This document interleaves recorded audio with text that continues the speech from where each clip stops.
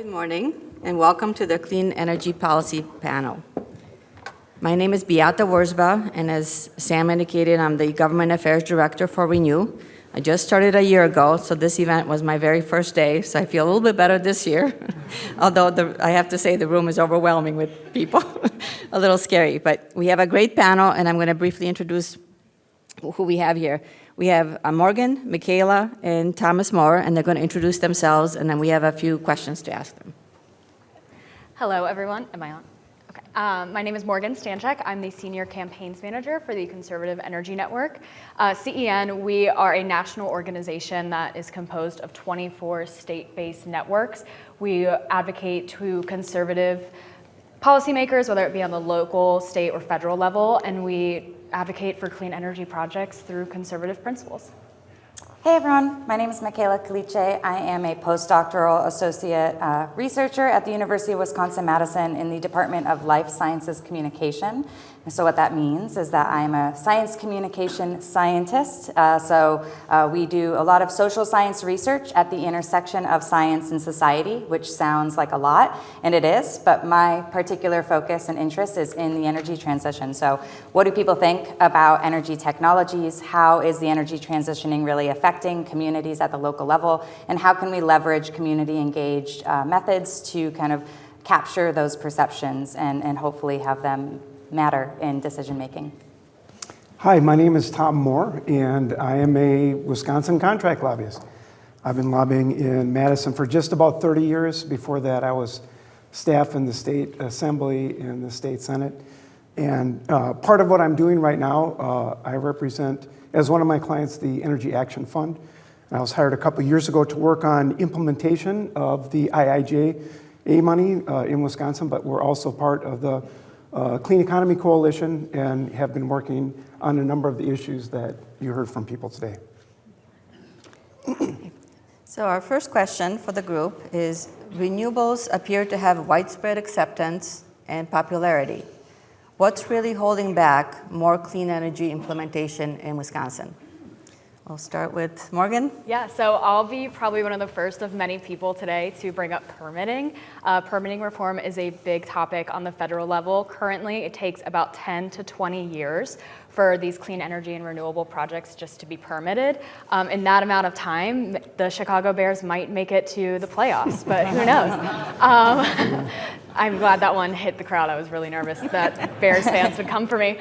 But so it's important to discuss how we're going to permit these projects without getting them in the ground. We won't have the projects. Also on the state level, what we're seeing on a lot of projects, I'll use community solar for an example. We have about 68% acceptance of community solar across the nation. However, in state houses and in local communities, the other 32% of people speak way louder than that 68%. So we need to go in and advocate towards these clean energy projects and make sure that people have the facts about the cost allocation, the land use, all that sort of stuff, so that we actually can put these projects in local communities.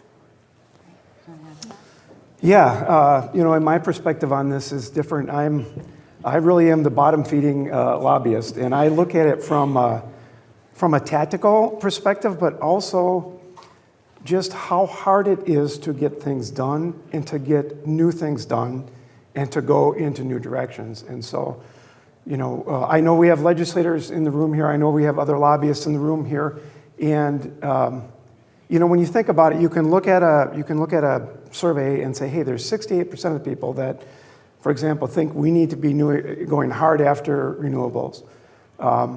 Those are often taken in a vacuum. And so I think that I have no reason to doubt that information is accurate. But when you think at all the issues that legislators face in that building just up the street, just before I came in this morning, I looked. We've been in session for 13 months, and there's 2,000 bills that are out there. And there's, another 100 circulating now, and we'll probably have another 300 or 400 bills that come across the threshold over there. And so there are a ton of issues out there, and this is one of them. So that's part of it. You have people that, would say, I can't believe they're not doing more. We just had the hottest year we've ever had, and that, followed after. It wasn't too long ago that we had the hottest year, and then again, and we keep replacing that. And so you have, folks that are thinking, how is it that we can't, be moving the ball down the court more? But I know how difficult it is to get things done, and actually, it's kind of impressive having watched Sam go over the way things are, how much is actually got done. So. Yeah, and I'd love to add something that you said, Tom, really resonated with me in terms of like the ways in which like there might be data about public opinion that says one thing, but the local contexts and the ways in which local communities differ. We might have data about the nation or even about the whole state of Wisconsin, but those local contexts really, really matter a lot in terms of how people see changes in their communities. I had a great conversation just this morning before this with some folks from EDF Renewables who have recently seemed to shift their approach to really focusing on really those fine-tuned local issues. How do we meet people where they are rather than trying to get them to meet us where the facts are? Because that's just like human psychology. The other thing in the legislature too is Renew has opposed some bills because of the way they're written or what's in them. So even though the bill might be supporting renewable energy, but if there's something in it that's actually bad, you can't get behind it. So that adds to the difficulty, I think. So the second question is, public perceptions of energy and renewables are shifting.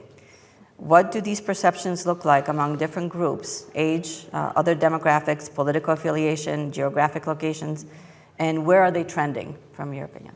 Yeah, absolutely. So each year we do an annual poll, and we're finding that in our annual poll, Republicans every single year become more and more favorable towards renewable energy, clean energy. Actually, 67% of Republicans now believe in climate change. So we do exist, I promise you. So we're seeing that trend move up and up and up. And I don't want to pick on Tom specifically, but the one group that is not moving the needle a little bit more are just older white men. Again, apologies to everyone in the room, but that's just the one group that we can't seem to get into. And you take a look at the state legislatures and even Congress, and the majority of those policymakers are older white men. So we have to be really intentional about our advocacy towards that demographic and make sure that even if we're moving the needle by 1%, 0.5%, we're still increasing, and that's a good thing. Yeah, so I actually pulled some stats, so I want to get these right because I didn't know these off the top of my head, but in 2022, the La Follette School of Public Affairs here at UW did this great poll about a lot of different policy issues, and one of them was about climate change, and they found that 39% of Wisconsinites believe that climate change is an extremely big problem in the US. So this is like that extreme side. But only 27% of them actually think that it's an extremely big problem in Wisconsin.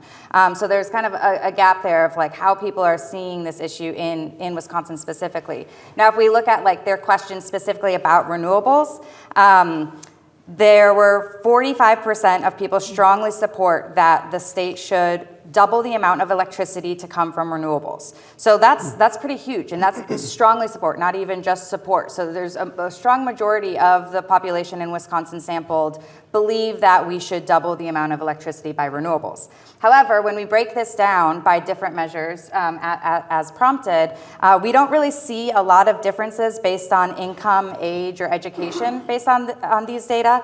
But what we do see is some big differences based on party identification. So Republicans in the state, 43% of them do support more electricity from renewables, doubling it. But that's compared to 93% of Democrats, and we've got independents there at kind of 67. So we do see that there are these like political things that are driving some of these attitudes and opinions, and it might be worth considering, like how how is it that our political identities are or are not driving our attitudes towards these kinds of technologies and towards, science issues more broadly? It could be that, like I kind of said before, we might need to shift how we are trying to reach these folks. And rather than, for example, maybe if we're thinking about like farmers, maybe we're not actually trying to approach them with renewable energy or climate change at all. Like, can we have this conversation without actually bringing up renewable energy? Can we have this conversation talking first about soil health, or their kids, or other things that might kind of resonate with their value systems, and not focus too much on this idea of perceived kind of polarization around these topics, because I think if we focus too much on this idea of polarization, I actually think that can have a backfire effect that we want to be cautious of. Yeah, go ahead, Tom. I just want to add to what Michaela said. So as conservatives, the way we message to other conservatives is, first and foremost, we talk about national security. First and foremost, we talk about economic development. We don't necessarily lead with climate change. We don't lead with clean energy or renewable projects, but by leading with national security and economic development, we lead that conversation. And then when you have these solar or wind developments, people see the effects that those projects have to national security and economic development. And then that really drives the local communities. A good example is in the state of Georgia. Conservative lawmakers have really taken charge of those two topics in their state, and Georgia has the most solar developments across the state, with 0 county mandates across the state for solar. So that's just a huge testament of leading with economic development, national security, and then in return, we get the most solar developments, and that's a win for everybody. Tom? Well, Morgan, I can tell you, I have come around despite my my age and gender. But yeah, I mean, I think we know that instinctively, and I have seen that as I've begun to work in this space, that it is a generational issue. And the good news and the bad news is that the good news is that this is moving forward, that there is a generational change in people's thinking and in their conviction. But then the bad news is that we know that takes time. And I think that's part of what we're seeing. I think there is probably also geographic divides. And so Michaela, as you mentioned that, one thing I have found interesting, and since we've talked a little bit about kind of on the GOP side thinking, some of the most receptive individuals, policymakers that I've talked to, are people that are in the ag community. When you spend your entire day outside, you're very sensitive to climate and to the environment. And so that is another, I think that is a fertile place to look for change. Absolutely. So continuing the perceptions, there are inaccurate perceptions on renewables, both by advocates and critics. Sometimes we overstate things. Sometimes we deal with the negative. How do we address these inaccurate perceptions? Yeah, so I don't want to be professor-like, but I'm going to for just a second. There's this thing that we teach all of our students in science communication, is this kind of idea of this knowledge deficit model. And this is kind of an old idea that if you just give people facts and information about something, it will have an impact on their opinions and attitudes about that. And there are some cases where that can happen, especially if people want information to change their opinions.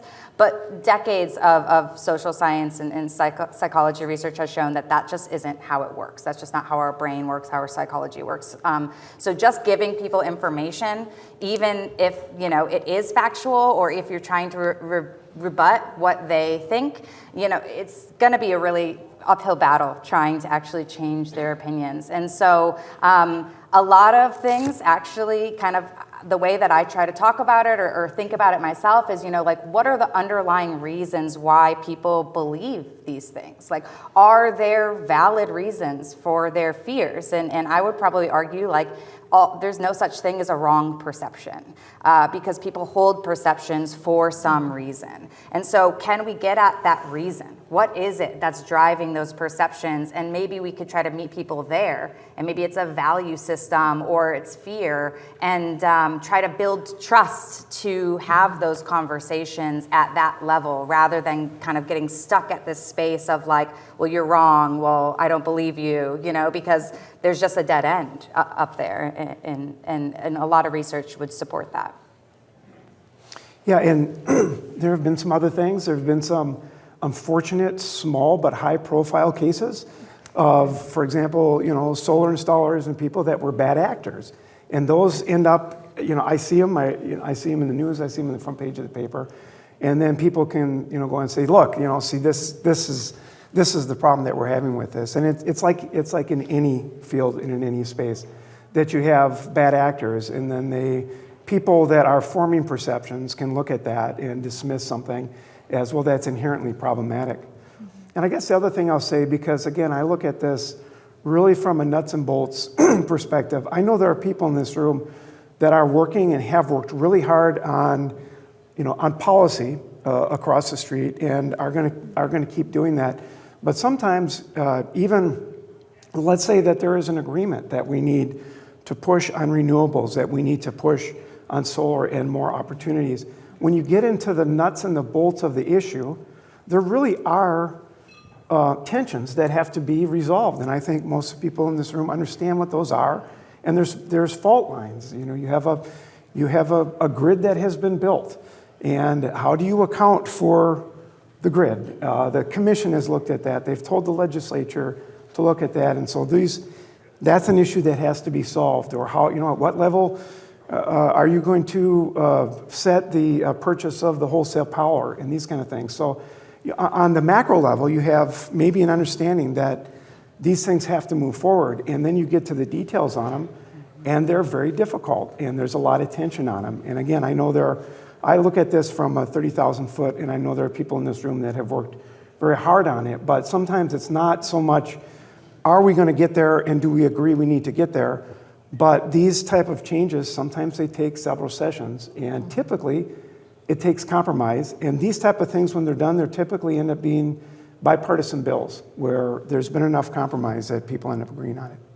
Yeah, I definitely want to talk about bipartisanship a little bit. I mean, unless we want flip-flopping legislation every year or everything, we need to have conservatives at the table. Having conservatives at the table means having a strong conservative messenger at the local level and at the state level. We could have great policies enacted at the state level, but as soon as one person in a local community thinks that wind turbines kill birds, we're quite frankly screwed.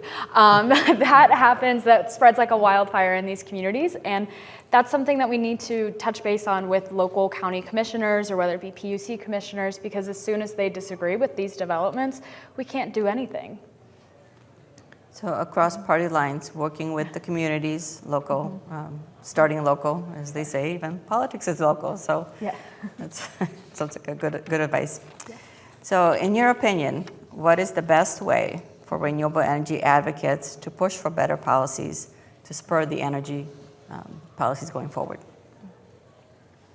Yeah, sort of echoing what I've been saying for the past 20 or so minutes, being really intentional about our advocacy. Conservatives need to speak to conservative policymakers at the local, state, and federal level. I, quite frankly, won't listen to a liberal advocate telling me what I, as a conservative, should do. Liberals won't listen to a conservative telling them what independents or liberal policymakers should do. The way that we're very intentional with our advocacy can move mountains, quite frankly. A good example is CEN's very own CEO. He's a former state legislature or state policymaker out of North Carolina. He came in the state legislature 10 years ago, and he was the biggest staunch opposer of clean energy and climate change and everything. And in 8 to 10 quick years, he became the chairman of the Energy and Public Utilities Committee. He led bills that protected ratepayers in the state of North Carolina. They opposed widespread utilities taking advantage of ratepayers in the state, and that's because of the intentional advocacy. You may not think that one-on-one conversation will have a big impact, but I promise you in 8 to 10 years, not only will the Packers win the Super Bowl, but you also will have great bills being passed at the state level that are protecting you and your neighbor. Yeah, I mean, Beata, I think you kind of said it as you let it off. Obviously, continuing education, obviously time, and I do agree. The taking this out of just the partisan fault lines as much as possible will be something that's helpful, and it's not. Look, we didn't get into this. Another one of the issues, just the whole land use issue, and I think we all know that is bubbling around, and there were bills in the Capitol, I think Sam mentioned that kind of get at that, and that's one that doesn't really divide well along partisan lines. I know some, there are people that are, moving from Madison out to rural areas, and they want to see corn and soybeans, and alfalfa, and many of them they're not necessarily conservative people, they don't vote Republican, but you have people showing up at legislative listening sessions and kind of demanding that there's something to be done to ensure that agricultural land is for agricultural uses, and that's a whole another area of education that has to be done. Again, that doesn't really fall along the typical partisan lines. Right. Yeah, Tom brings up something that I think is useful from my perspective in terms of like building awareness. Like if people don't know what's possible or what exists or what options there are for their own community to be a part of the local energy transition, that's definitely a barrier, right? So there is certainly some amount of this, like having some way to build awareness about what that portfolio of options are. I do think that it is important that we are going with a portfolio of options and not only the things that maybe represent our interests, because in my opinion, I think when we think about the energy transition, and all of you here is like a really good example of it. Like this is an all hands on deck kind of approach, right? Like we've got to do it. We've got to do it fast. Things are moving really quickly. We've got to work together. And I think that I see this a lot in my work, in the connections that I've made, and this sounds probably a little bit cheesy, but like building relationships is a really, really strong way to try to figure this whole thing out, right? And that might be building relationships at that really local community level. It might be building relationships across sectors, like university, working with nonprofits, with utilities, with policymakers to try to figure out, well, where is everybody? What's everybody doing so that we're not stepping on each other's toes or building in inefficiencies, for the sake of competition. The economists can, come and tell me that that's like just totally unreasonable, and that's fine. But I do think that we are at this really beautiful moment where we have this opportunity to do things differently. And the energy transition has provided us this great, just like space of innovation and technology mixed with kind of like local needs and policy windows that we can leverage together if we're really strategic about it. And that requires that we're talking to each other and that we know what everyone's doing and that we are really fostering a community of energy nerds, one, right? And that's you all here, but also kind of bringing that to our own communities and our friend groups. And then, trying to, when we're working with communities directly, really learn about them, make it personal and put our kind of own interests aside and see, well, what are those value systems, like I mentioned earlier, that we can really meet at, so that the conversation isn't necessarily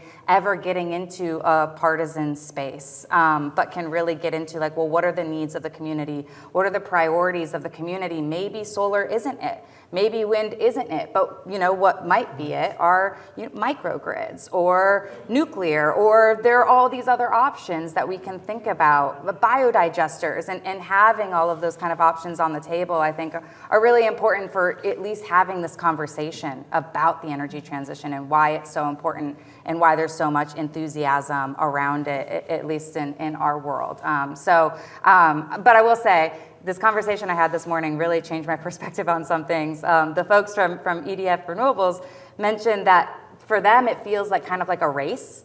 like they have to get in a community and work with the people, the like 67% that are on board, before that minority, that loud minority really takes over the conversation and the discourse. So, you know, there might be that component too, where it's just like, you gotta be the first one in there to try to establish those relationships, build trust, and try to be kind of the ones driving the conversation rather than trying to respond to it. That seems hard, but there are a lot of talented people here that are already doing it. So I think we're really well situated to figure this out.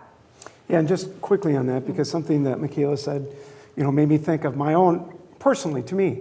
I am the demographic that probably has been resistant, but I ended up, just one of my closest friends is a world-renowned climate scientist at the UW. And over the years, you know, I had a lot of my questions, and he had a lot of answers. And just that personal relationship, but also, you know, people that know what they're talking about and are patient, you know, and can answer questions. I think that is going to be part of what helps make this type of change. Well, we have plenty of people in the audience to establish relationships with the others that may not have the opinion. So you all have a job to do to go out there and promote that and communicate that. But I'm out of my softball questions, so now we're going to open it up to the audience. Sam, I'm going to need your help. I'm a paper person, so I don't have access to the app. It's working? I don't think so. Is it? Hello? There we go. Just a quick reminder for everyone, questions will be submitted via the Whova app. So another good reason for you to get on that if you have not already done so. The first question we have, I think it goes to everyone, but how has the health narrative around clean energy landed with conservatives? That's a good question. Oh, that is a great question. You know, I don't think that I see the health narrative kind of being involved in the clean energy space. What we see more is job creation, market stability, economy, national security. Health is definitely on the forefront of everybody's minds, but not conservatives. Yeah, I don't know if it's landed yet, to be honest, in a short answer. That could also be in part, you know, I mean, making connections, and they do exist, and there's really good data to show that connections between climate change and health exist. And health, from a communication science standpoint, can be one of the strongest ways to resonate with people because it hits so personally. But are people recognizing their health issues as being climate change or being related to energy?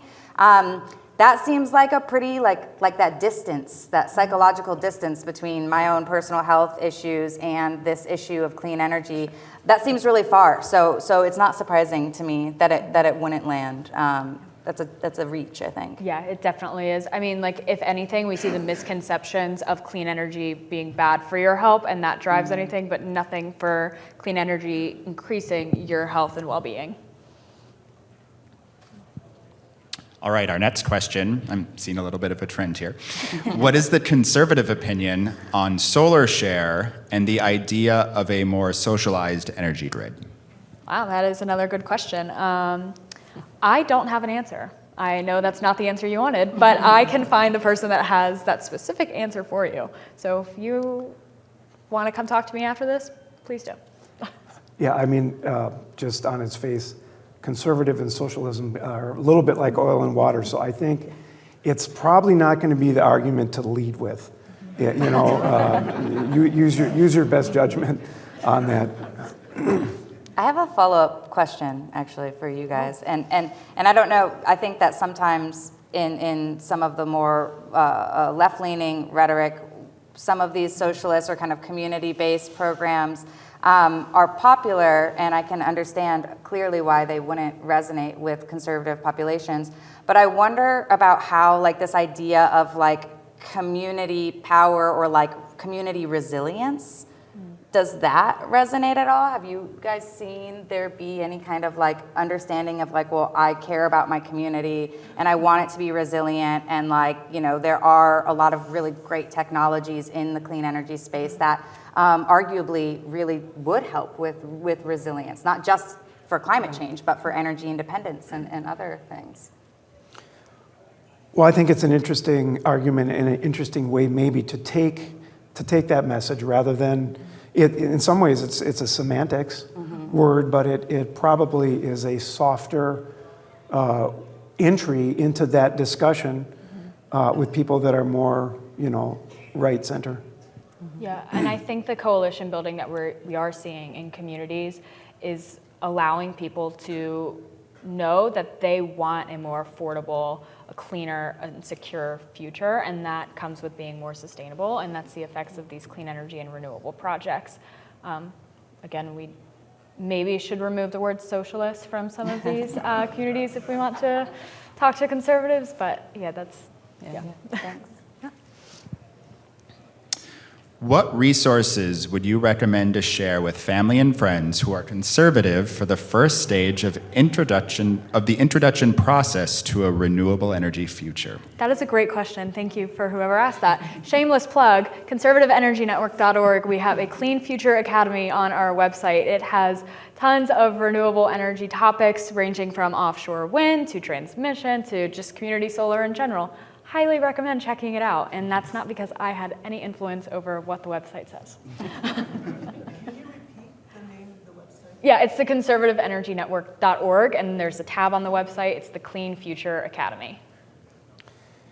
You know, not to plug any particular brand, but have them go out and drive a Tesla Model S.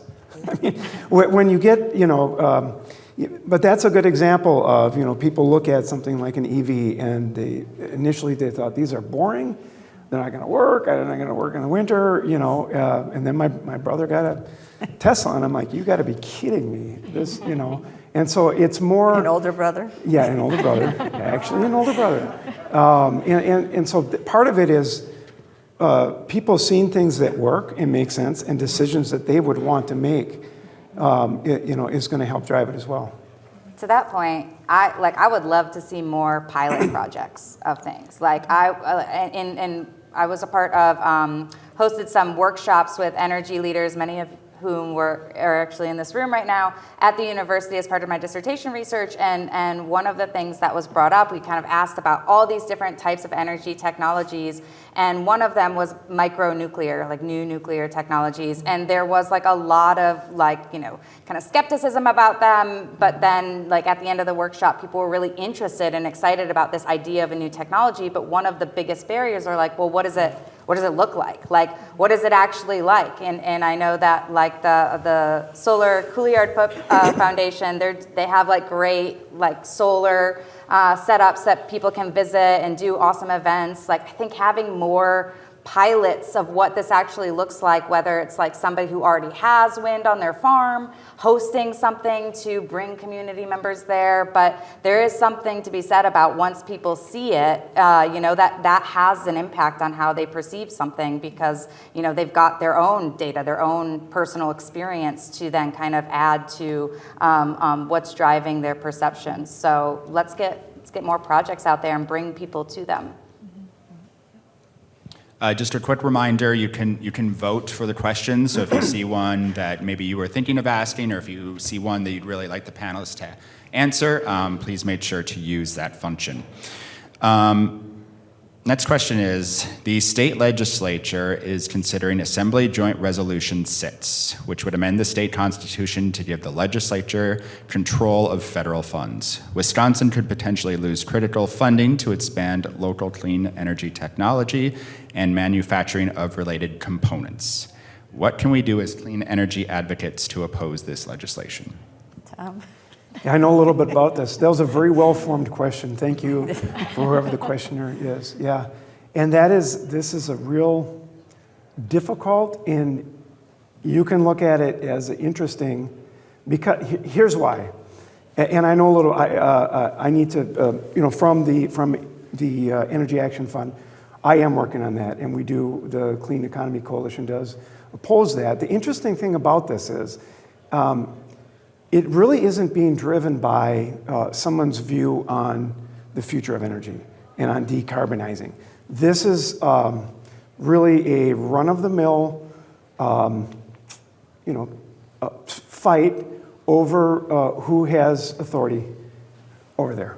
And so, sometime, I don't know exactly the date, sometime during the Great Depression, the legislature gave the governor sole authority to disperse federal funds. It made sense. Obviously, there was a huge crisis going on then, and that has continued.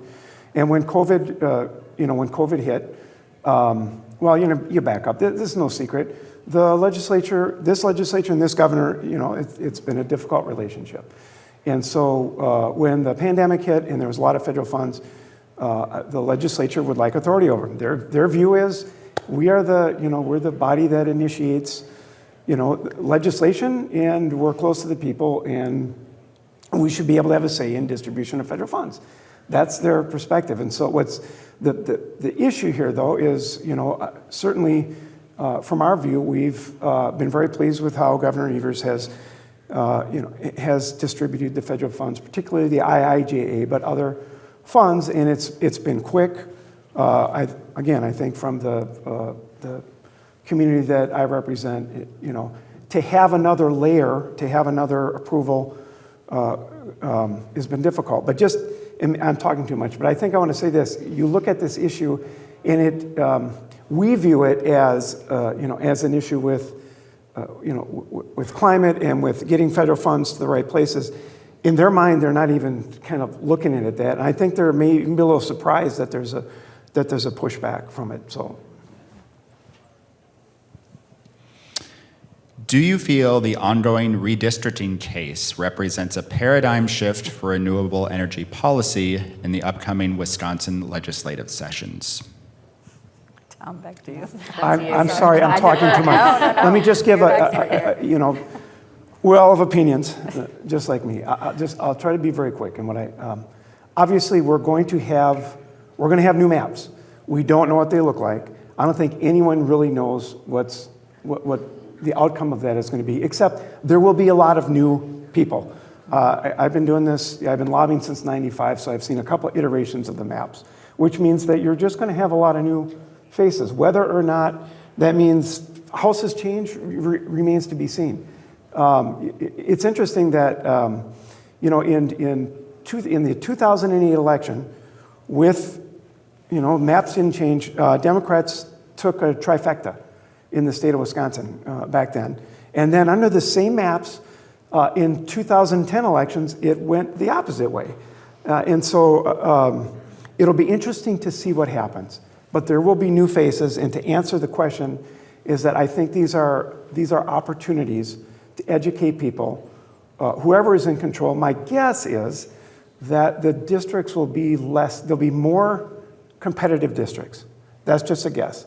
And if you're a legislator in a competitive district, I think it behooves you to listen to all kinds of sides on an issue. So maybe there's other views than mine, but. And I have not been involved in the legislative process, but I would love to see, we have, in my lab, we talk a lot about AI and like AI governance and how complicated that is and how important it is to build awareness about all of the kind of factors of it.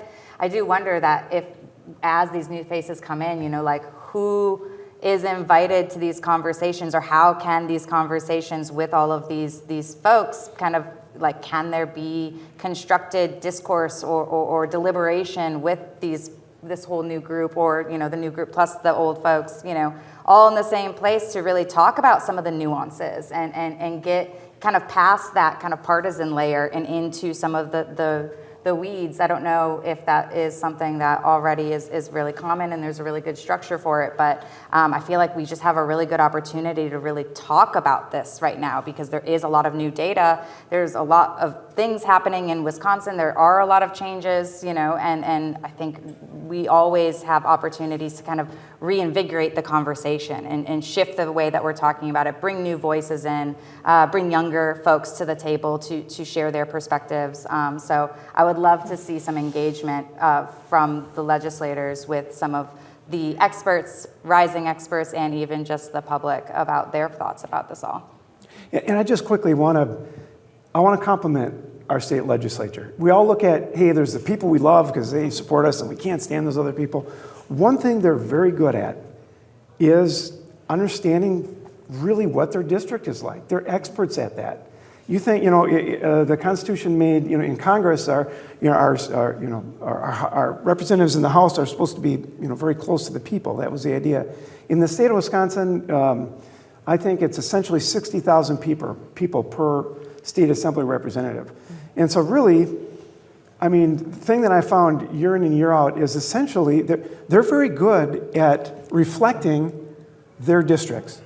And so, when we get upset at whatever legislator isn't listening to us or whatever, these people are going to the pancake breakfasts and the Rotary clubs and they are close to the people in their district. And so part of the task of, everyone here is to get to know your state legislator, get to tell your story, and some of you do and some of you don't, but they actually want to hear from you. They want to hear from you a lot more than they want to hear from me or even Beata, who is a fantastic lobbyist in her own right. So. But I was going to ask, is take the opportunity with the campaigns coming. That is an opportunity for all of you to build the connections and the relationships with the candidates. So whether or not they win is not the issue. It's more of get to know them because they're going to run for something sometime. Mm-hmm. And that really helps us long term. Because as he said, it's not just me or him or just the lobbyists. It's the people's voices that actually carry more weight. So constituents matter. Yeah, and I will say starting that advocacy early on is very crucial to this as well. I used to work for a sitting U.S. senator, and he still remembers one of the first advocates that he spoke to in 1993. I mean, he talks to them every single day almost, it seems like. So starting that is very important. And like Beata said, they may not win, but that doesn't mean that they're not going to still be community leaders. All right, we have a lot of questions, but we only have time for one more. So thank you, everyone, I'm going to be the bad guy here and say we have to cut it off. The last question is, social media seems to be outpacing personal connections. What can we do to address the impact of social media as we go forward with intentional advocacy at personal levels? Yeah, I think social media is definitely a part of the toolkit. But in a toolkit, you have multiple different resources that you can use. And when you're building a house, you don't just use a hammer. So that's important to note. You can amplify on social media. You can thank policymakers on social media, but you also still need to have that in-person connection. Take that from me. I am a Gen Zer, so I know the importance of personal connections, and social media and the internet is just kind of like that background tool to help amplify the work you're doing in person and on the ground. And I will say from like a media scholar perspective, a lot of people do get a lot of information on social media, and it's complicated. Like, I don't think I have a solution to this. I'm just complicating the question. It's complicated because of how algorithms show us what they show us, right? Everyone's got this kind of own unique social media feed that they're seeing, and not everybody goes to the same kinds of sources. So, the advocates are, y'all are up against this really challenging hill to what do you choose to leverage your message, and you can do testing to test different messages on different formats and see what resonates.